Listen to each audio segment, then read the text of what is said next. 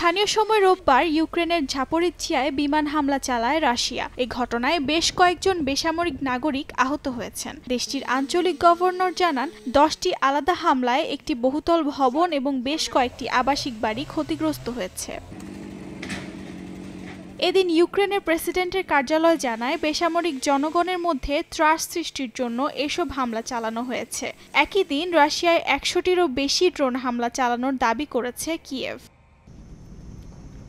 এদিকে সাবেক মার্কিন প্রেসিডেন্ট ডোনাল্ড ট্রাম্প ইউক্রেনের পাশে থাকবেন বলে আশা প্রকাশ করেছেন দেশটির প্রেসিডেন্ট ভলোদিমির জেলেনস্কি।